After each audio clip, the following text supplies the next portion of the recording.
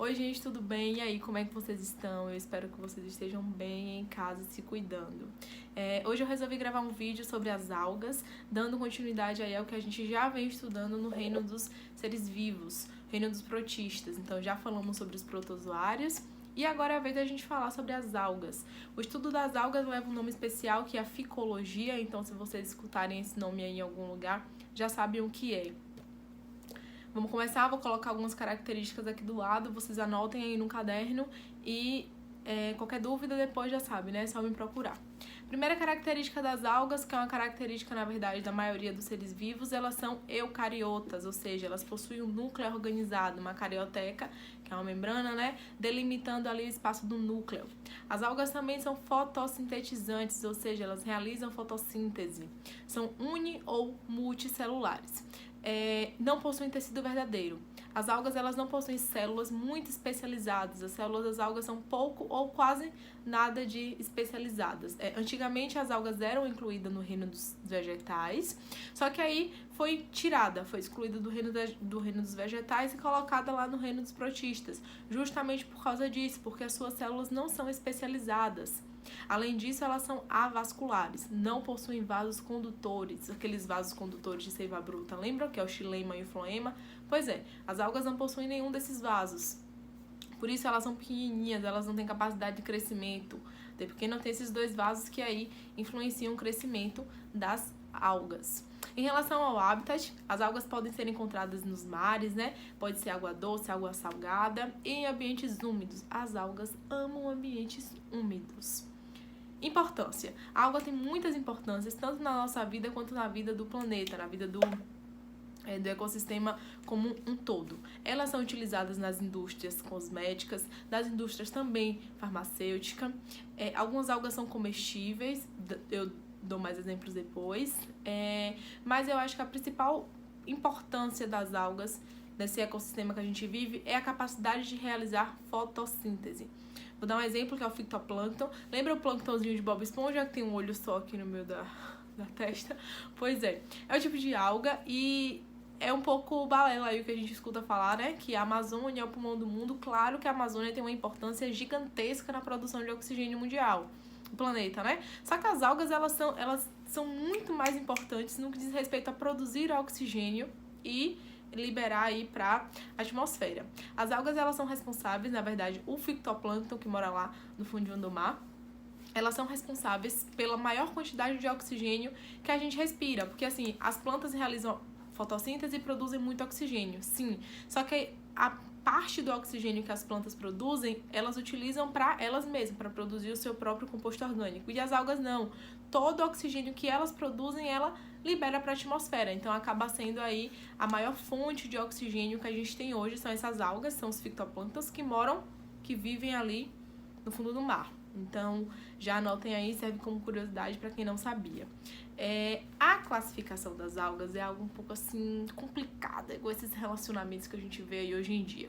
Bom, a sua classificação, como eu já havia dito, no reino protista ela é prática, porém não mostra muito parentesco evolutivo. Se a gente for armar uma árvore filogenética das algas, ela não tem muito assim parentesco evolutivo com os protistas. A alga já teve aí no reino vegetal, a alga já passou pelo reino protista, já passeou pelo reino monera e hoje as algas elas foram enquadradas de fato no reino dos protistas, mas aí essa classificação foi meio que conturbada aí ao longo do tempo. Hoje a alga é dividida em alguns grupos, né, de classificações. Vamos falar sobre eles, eu vou colocando aqui algumas fotos, algumas características e aí vocês anotem daí. O primeiro grupo de algas que a gente vai falar é as clorófitas. Não se assustem muito com os nomes, aos poucos vocês acostumam e não precisa decorar. As clorófitas, também chamadas de alga verde, eu acho que é a mais conhecida assim entre a gente, que vai na praia e aí do nada tem um matinho que gruda no pé ou gruda no corpo e fala, é uma planta. Não, muitas vezes não é uma planta, não é um vegetal, é uma alga. Se parece muito por ser verde, parece uma folha, mas não é uma alga. Essas algas verdes são as clorófitas, são unicelulares ou multicelulares. Podem viver através de mutualismo. Mutualismo é uma relação ecológica interespecífica obrigatória. É o mutualismo. No caso, elas podem também realizar endossimbiose, que também é um tipo de mutualismo com outros animais. É o caso da zooclorella. E não tem parentesco evolutivo com as plantas, apesar de se parecerem muito com as plantas. Então, as clorófitas não têm aí parentesco evolutivo com as plantas. Outro grupo de algas que a gente vai falar são as diatomáceas. Meu Deus, Clara, que tanto nome difícil. Relaxem. As diatomáceas são também conhecidas como algas de sílica. Elas possuem uma carapaça fina, externa, né, de sílica ou dióxido de sílica. São unicelulares, mas também podem viver em colônias. Colônias são agrupamentos, né, de indivíduos. Vivem em mares frios e água doce. Um exemplo de diatomáceas são os nossos queridinhos fitoplânctons. E como eu já havia dito, elas são revestidas, aí uma característica importante, de sílica ou dióxido de sílica. Outro grupo de algas são os dinoflagelados. Os dinoflagelados possuem aí um fenômeno, eles conseguem realizar um fenômeno que é muito bonito e é muito interessante. É chamado de bioiluminescência. Não sei se vocês acompanham aí algum site de fenômenos naturais, e esses dias eu tava percorrendo, né, minha timeline do Twitter, e aí me marcaram lá numa foto de um mar, parecia que tinha luzes embaixo acendendo, e eram aí agrupamentos de dinoflagelados que possuem essa característica de bioiluminescência. São seres unicelulares também, fazem parte do fitoplâncton, do grupo do fitoplâncton.